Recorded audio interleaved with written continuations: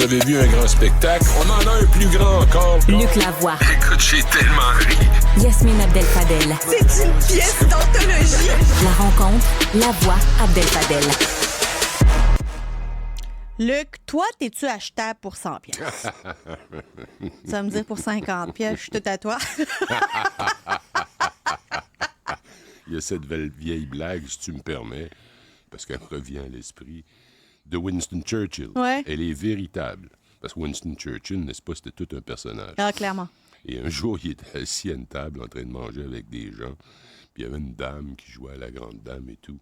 Puis à un moment donné, il lui dit « Madame, accepteriez-vous de coucher avec un homme pour 1 million de pounds? » La femme dit « Ben, faudrait que j'y pense. Je dis pas non, tout ça. » Ah bon. 5 minutes plus tard, il dit « Madame, accepteriez-vous de coucher avec un homme pour 1 pound? » Ben, elle dit, vous me prenez pour qui? Il dit, ça, c'est déjà réglé. On est juste en train de négocier le prix. C'est excellent! Mais revenons à ça. Écoute, j'ai entendu des horreurs hier. Et je pense que personne ne va me soupçonner d'être ici pour aider la CAQ. Je ne suis pas avec eux autres, là. Comment? Luc? Non, franchement. S'il vous plaît. Là. Mais là, Luc, t'es d'accord avec eux sur le côté nationaliste? T'es d'accord pour Nordvolt? Je suis pas d'accord avec eux. Ouais, c'est ça. Je suis contre tout ça. Là. Tu viens de le nommer, là. Yasmine, donne-moi une chance. T'as la même position qu'eux sur la question de la place du Québec dans le Canada. Tu sais, Luc, c'est toi, la CAQ. Mais non, là, franchement, là. C'est des jokes. Ouais, je le sais que c'est des jokes, mais il y en a qui vont prendre ça au sérieux. Non, je le dis, c'est des jokes. Je suis sarcastique. Écoute, hier, là, quand j'ai écouté tout ça, là, c'est-à-dire un ministre acheté pour 100 piastres. Écoute, il y a l'affaire, là. Où est-ce que c'est? Je l'ai pris en... Bon. Alors, il y a un député qui écrit à un entrepreneur ou un homme d'affaires, je sais pas quoi. Et je le cite. « Je sais que nous n'avons pas toujours fait ce que tu voulais, mais c'est une belle occasion de parler à un ministre. » Pour aller un cocktail à 100 C'est un député piastres. qui a écrit ça à un contracteur. Un contracteur. À quelqu'un. Oui. Et là, c'est supposé d'être un scandale. Mais j'ai dit, depuis le début de ce débat-là, et je parle... D'abord, hier, j'ai entendu quelqu'un dire, parmi les commentateurs, dans le commentariat, que 100 piastres, c'est rien parce que la commission Charbonneau a démontré que les libéraux, c'était 100 000. Hein? Mais c'est pas vrai. C'est complètement faux. Qui a dit ça? Ça a été dit, OK? Je fais part de charité chrétienne. Tu voyais pas ça chez moi, là? Hein? Luc! Ramenez-moi mon Luc! Alors, mais le rapport de la commission Charbonneau n'a jamais dit ça.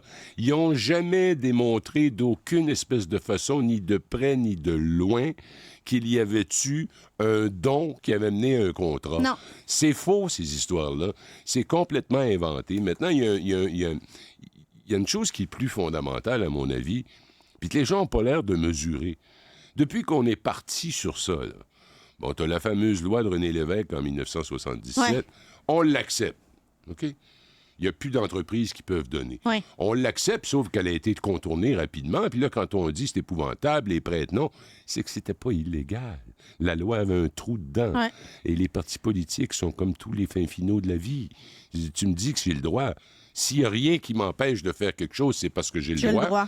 Bon, alors... Bon, il paraît que c'était pas beau, qu'on devrait pas faire ça, c'était bien méchant. On était à 3 000. On était à 3 000, puis les prêtres non, c'était un entrepreneur, je sais pas moi, un bureau d'ingénieur, il se promenait dans son entreprise, puis il disait « Donne 3 000, donne 3 000, donne 3 000, fais-moi un rapport de je sais pas quoi, de compte de dépenses, puis ça va être réglé. » Bon, il paraît que c'était pas beau, ça a été annulé. Bon, là, depuis ce temps-là, on dit n'importe quoi, là. Le gouvernement libéral, avec les ministres à 100 000 $. Les ministres à 100 000 $, là, j'ai des nouvelles pour vous autres, là. D'abord, ça portait sur quoi, ça? Ça disait, il y a 30 ministres, s'ils me ramassent 100 000 $ chaque par année, je vais être en bonne position pour aller me battre aux élections. Ah, c'est pas mal différent de dire pour 100 000 $ j'ai un contrat, là. C'est pas mal différent. Mais au fond de tout, l'ayant vécu à Ottawa, puis ayant regardé ce qui se passe à Québec, parce qu'en politique, j'ai surtout travaillé à Ottawa, enfin essentiellement travaillé à Ottawa, on regarde ça, là, puis on dit, il n'y a plus de démocratie. Nous confions la démocratie à des fonctionnaires. Les fonctionnaires d'Élection Québec sont ceux qui vont décider comment marche la démocratie. Donc, mettons qu'il y a un mouvement populaire qui se lève, qui lève de terre, puis que c'est tout à fait démocratique, ça peut nous déplaire, mais ça arrive, puis là, ça monte. Puis là, il y a des gens dans ça qui sont vraiment militants, puis ils veulent donner 3 000, ils veulent donner 2 000, ils veulent donner 1 500. D'accord, on va l'arrêter à 3 000, là. Qu'est-ce qu'il y a de mal là-dedans? Est-ce que le fait de s'engager pour un parti politique, le Parti québécois, le Parti libéral, est-ce que cela ne peut pas s'accompagner d'un don pour dire « voici mon engagement ». Depuis quand est-ce que la démocratie est remise carrément entre les mains de la fonction publique qui détermine à partir d'une loi pointilleuse là, qui avait été adoptée sous le gouvernement de Pauline Marois et qui avait été pilotée par mon ami Bernard Drainville, sont arrivés avec ce 100 $. Mais c'est complètement ridicule. Écoute, 1000 personnes qui donnent 100 $ chacun, ça fait 100 000 $. Alors, la vérité, c'est que tu n'as pas assez d'argent pour faire une campagne. Alors, qui paye? Les deniers publics. Sur la base de quoi? Sur la base de tes derniers votes. Alors là, le dernier vote, le dernier scrutin, nous a donné... Puis là, ça se perpétue avec les années. Puis là, ça fait quoi?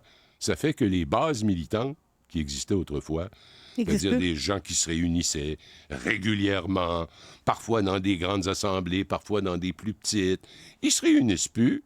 Ils n'ont plus rien à faire dans ça, eux autres. Ben ça devient plus, c'est plus des laboratoires d'idées, ça devient des machines électorales que tu déclenches une fois par 4 ans. Oui, et puis je vais t'étonner, là, moi qui ai un mépris profond pour Donald Trump, son ignorance, sa grossièreté et tout ce qui vient avec, il y a quand même un mouvement qui s'appelle « Make America Great Again ». Je peux être contre, et je le suis, je veux que ce soit clair que je le suis, mais ça a le droit d'émerger. C'est ça, la démocratie. La démocratie, c'est pas la pureté telle que définie par la fonction publique. Ouais. La démocratie, c'est pas ça. La démocratie, c'est quand le peuple se rassemble, peut-être parce qu'il y a un leader charismatique, peut-être pour d'autres raisons.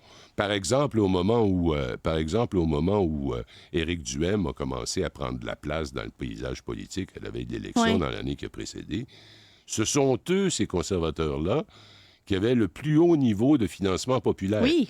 Bon, pourquoi tu penses? Parce que ce qu'ils proposaient équivalait à une petite révolution dans le consensus éternel du Québec. Alors là, il faut bloquer ça, parce qu'on veut garder ça entre nous. Le Parti québécois, le Parti libéral, hein? Puis là, il y a la CAQ là, qui est née à travers de ça, là. Puis il y a Québec solidaire. Bon, alors Québec solidaire, c'est un bel exemple. C'est eux qui gueulaient. J'écoutais mon ami Marissal hier, et c'est effrayant. Ils ont acheté un contrat pour 100 $.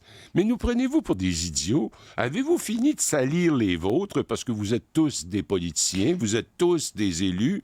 Avez-vous fini de dire « je m'en remets à l'État, ainsi je suis ici pour l'éternité puisqu'on me finance de mois en mois en mois en mois ». C'est tellement cinglé parce que là, ce matin, la raison pour laquelle on en parle, c'est que Jean-François Roberge, qui est en train de devenir l'espèce de clown de service, on ne sait jamais quelle nouvelle directive il va choisir pour mettre les Anglais dehors et les faire fâcher. Il est toujours en train de pédaler dans cette espèce de chenoute-là. Là, quand il y a une affaire de ce genre-là, on sort notre Jean-François. Parce qu'on n'osera pas y tenir tête, mesure 6 pieds 5, on va faire attention. Je ne sais pas trop comment, mais là, il arrive ce matin, puis il dit si les autres partis sont d'accord, on va abolir le financement populaire. Carrément. Il est déjà presque aboli. Je t'ai donné un chiffre tantôt. 1000 personnes à 100 $, ça fait 100 000 $. Une élection au Québec, ça coûte 5 millions. Je n'ai pas regardé, là, mais... 3 à 5 millions. 3 à 5 millions.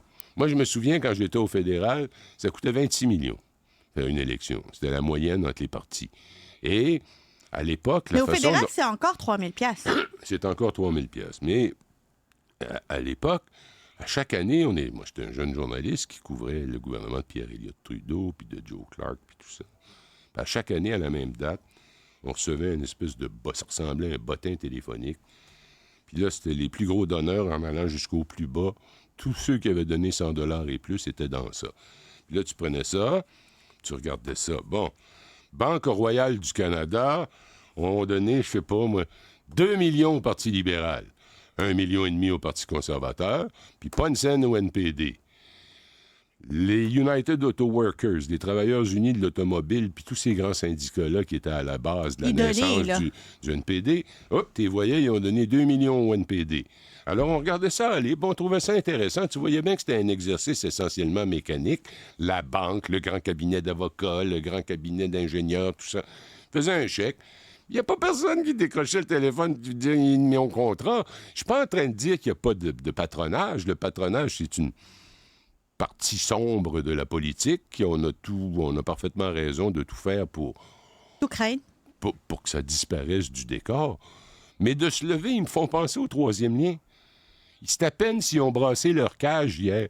Il y a un ministre, pas un ministre, un député qui a écrit « T'étais pas toujours content, ben là, si tu venais à notre cocktail, tu pourrais rencontrer une ministre. » Ben, et alors quoi? Qu'est-ce qu'il y a de mal dans ce qu'il a dit? La semaine dernière, quand le premier ministre a fait un point de presse, il a dit qu'il voulait de la discipline, de la cohérence, il voulait éviter les sorties intempestives. Mais là, il vient de se prendre les pieds carrés dans le jeu. Sorties intempestives, y a-tu plus intempestif que de dire, ben oui, on pourrait juste abolir, là, tu sais, maintenant que... J'en reviens pas. Il y en a 4 députés qui ont besoin de justifier. Une des clés dans l'administration politique, dans la gestion politique, je sais que c'est un anglicisme, mais qu'est-ce que tu veux, c'est la formule qu'on emploie. Celui qui définit l'agenda. Ben oui. Bon, l'agenda, c'est un mot anglais dans ce sens-là, mais celui qui définit l'agenda, c'est-à-dire les sujets dont on discute, c'est celui qui a plus de chances de les se faire élire. Pourquoi? Parce qu'on voit bien dans sa façon de s'exprimer, ou dans la façon dont les gens reçoivent le message, on voit bien qu'il y a quelque chose qui les attire. Ben oui. Alors, c'est quoi exactement le problème dans tout ça, Yasmine? Moi, je suis dépassé par ça. Il y a des dire, nous, au Québec, là, on est tellement démocrate qu'on confie tous les outils de la démocratie à des fonctionnaires. Comme si les fonctionnaires étaient plus, comment on dit? Vertueux. Oui, c'est beau, ça, c'est un joli mot. Plus sage. Oui, ben oui, un fonctionnaire. Mais ils sont plus sages que toi. Ça se peut, je le souhaite d'ailleurs, parce que...